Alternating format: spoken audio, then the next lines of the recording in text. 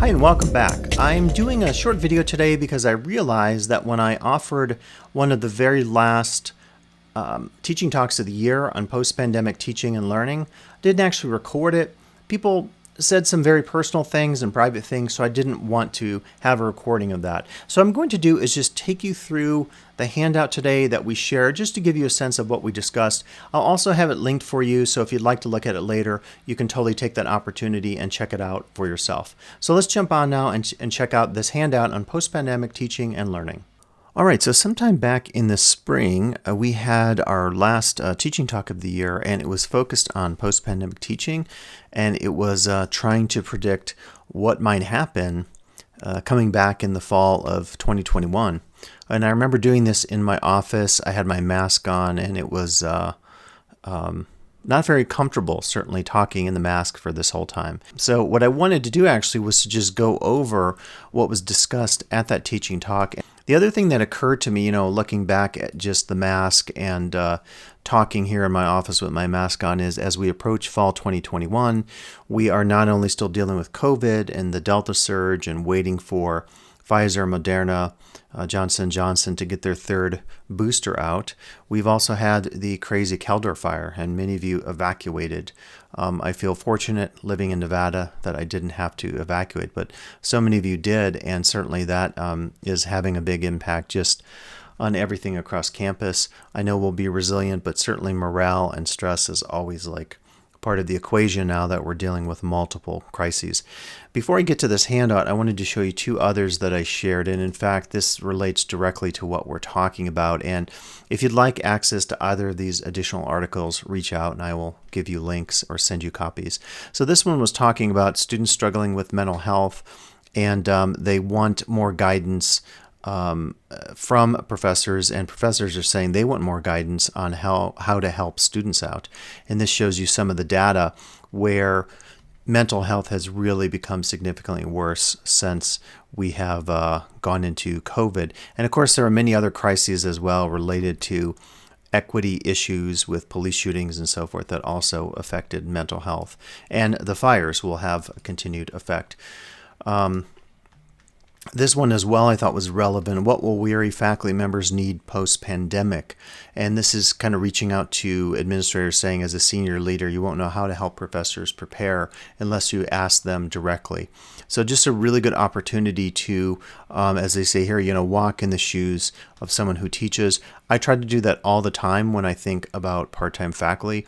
I was just thinking about we're currently hiring a number of new part-time faculty, and one of these faculty members I was working with is displaced from his home, trying to get his class ready, living in a temporary situation with parents and so forth, and it's just kind of crazy thinking about that.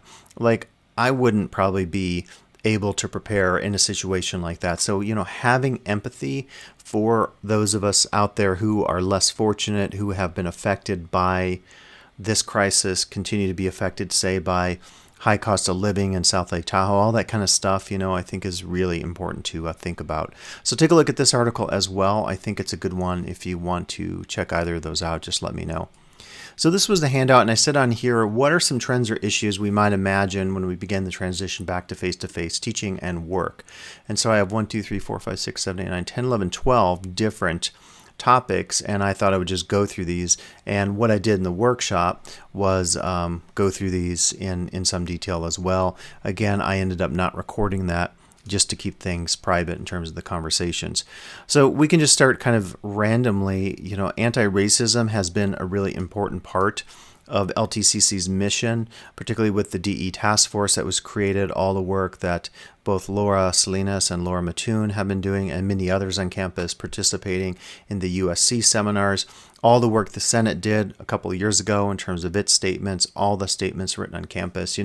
DEI will continue to be an effort there, and particularly as we think about disproportionately impacted groups who are living in Tahoe, who are very much struggling to make ends meet. And that certainly can cut across all racial and ethnic lines when you talk about social class.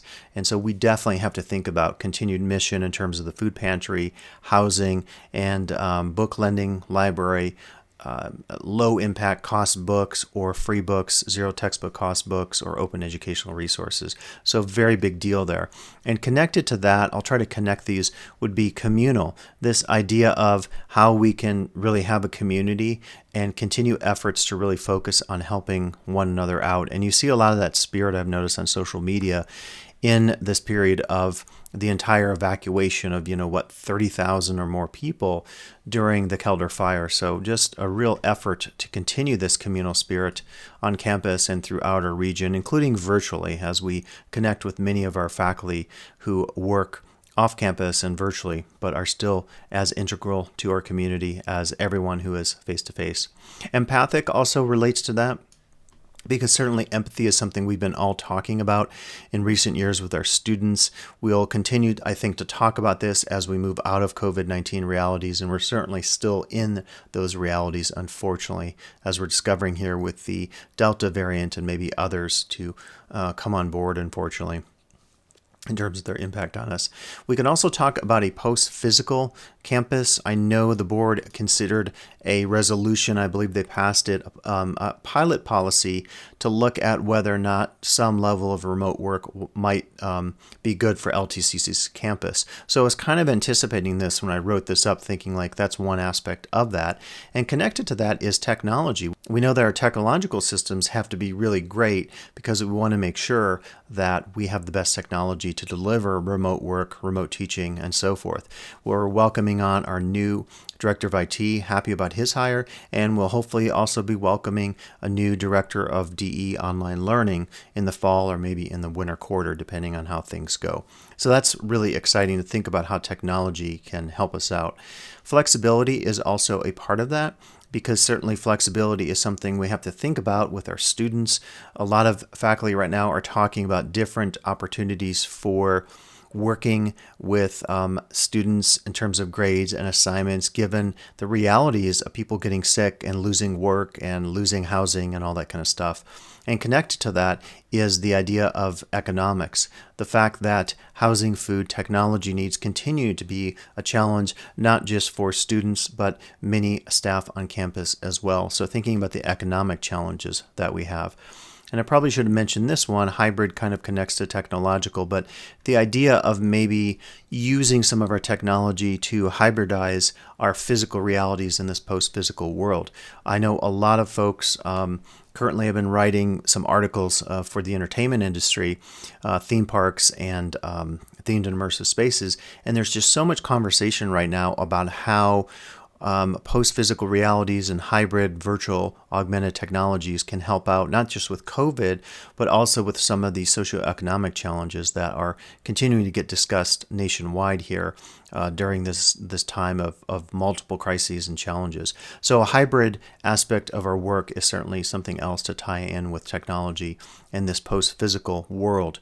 We can also think about the idea of immersive opportunities. So I just took part in a 2-day Immersive Industry Summit, was slated to go in Las Vegas, and I canceled for safety reasons due to COVID and not wanting to travel, even though I'm fully vaccinated with my 2 doses. And so the immersive folks were talking about a lot of these realities to a much smaller crowd, because a lot of folks also, like myself, had stayed home.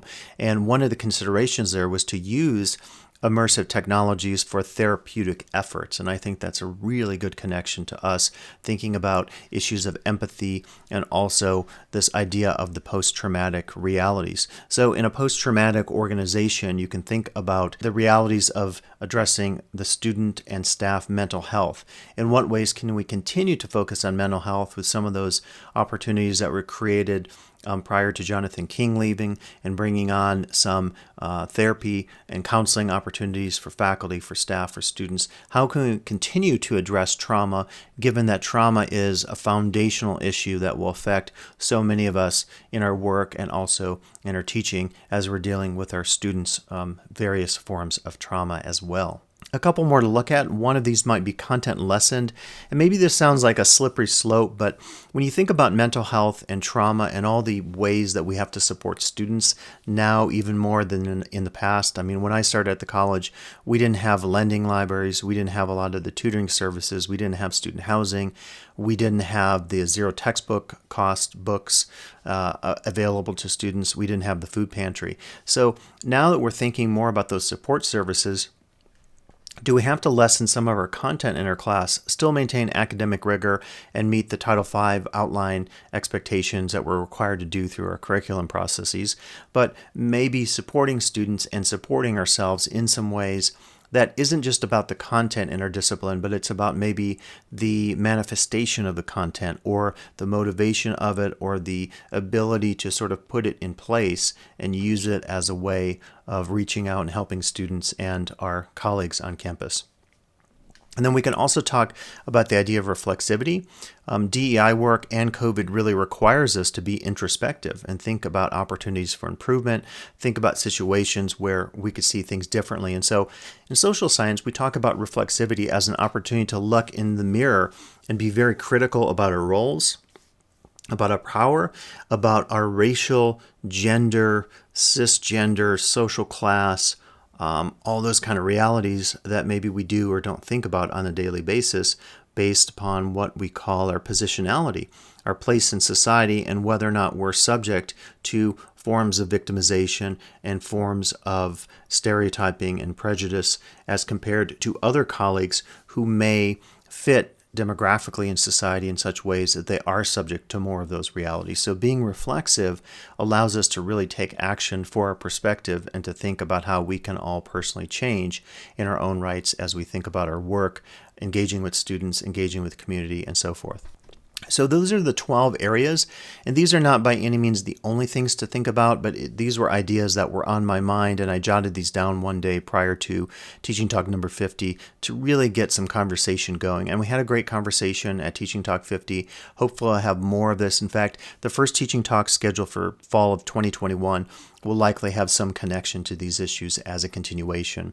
So that's it today, doing this wrap up of Teaching Talk 50, which focused on post-pandemic work and teaching. As always, I'll be back with additional videos, workshops, and I'll keep you notified of all that via your email on campus, as well as the main website, which is www.ltccteachingandlearning.com, one word. So thanks for listening, and I'll be back shortly with more videos on this and other topics.